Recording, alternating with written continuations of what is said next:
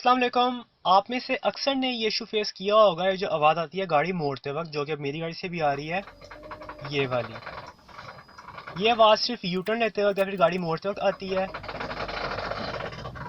और इस आवाज़ की वजह वो पार्ट है जो गाड़ी के इंजन से पावर लेके गाड़ी के टायरों को देता है, यानी कि एक्सल, जिसके आउटर एंड्स को सीवी जॉइंट भी कहते हैं वगैरह। फर्दर मैं आपको खुलवा के दिखाता हूँ। अब एक्सल को बाहर निकालने के लिए, खोलने के लिए, सबसे पहले नीचे लोअर कंट्रोल आर्म, जिसे चिमटा भी कहते हैं, उसको लूज़ कर लेना है। और उसके बाद जो एक्सल का मेन नट होता है दरमियान में, उसको खोल लेना है इस तरह।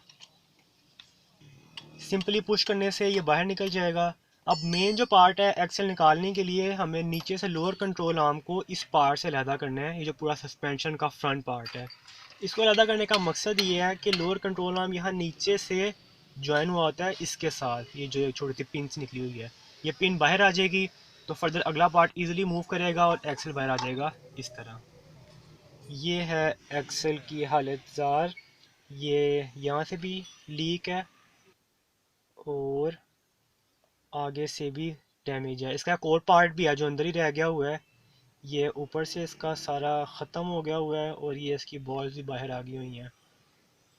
यहाँ से भी ग्रीस लीक कर रही है और ये बिल्कुल लूज़ है, इसको इतना लूज़ होना चाहिए नहीं। और ये ऊपर वाला हिस्सा, ये उसी एक्सल का पार्ट है जो कि जैम हो गया, अंदर रह गया, इसको इसके साथ ही बाहर आना चाहिए था। ये आ गया बाहर और जंग की वजह से जैम था, ये इसके ऊपर ही लगता है यहाँ। अब जिस तरह राइट साइड का उतारा है उसी तरह लेफ्ट साइड का भी उतार लेना है। लेकिन इसमें डिफरेंस ये है कि ये वाला एक्सल ट्रांसमिशन से जुड़ा होता है, यानी कि जब ये उतरेगा तो gear oil, transmission oil leak कर जाएगा। उसको जमा करने के लिए नीचे कुछ रखते हैं। और याद रखो ये ऑयल दोबारा यूज़ ना करो क्योंकि ये मट्टी वाला होता है, ज़ाहिर सी बात है इंजन से लग लग के नीचे आ रहा होता है। हमेशा नया यूज़ करो रीफिल के लिए।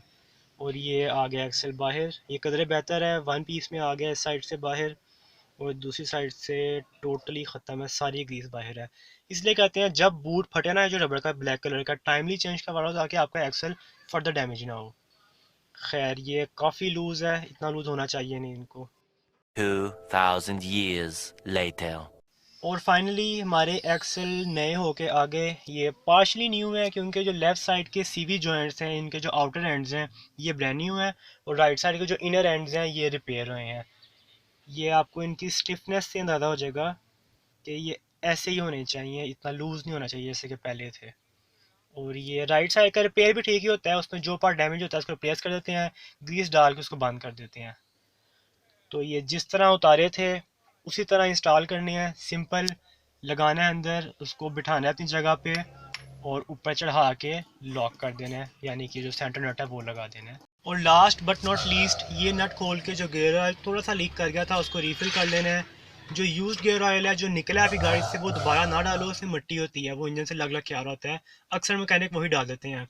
हमेशा न्यू यूज़ करो क्योंकि ये आपका आधे लीटर से भी कम लगेगा। और कोशिश करो सेम ग्रेड का हो, जो पहले यूज़ किया वही डालो। तो जी इस पे जो एक्सपेंस आया वो 7100 आया। न्यू सीवी जॉइंट्स भी उसी में इंक्लूडेड थे और जो इनर साइड के रिपेयर हुए हैं वो भी उसी में इंक्लूडेड थे।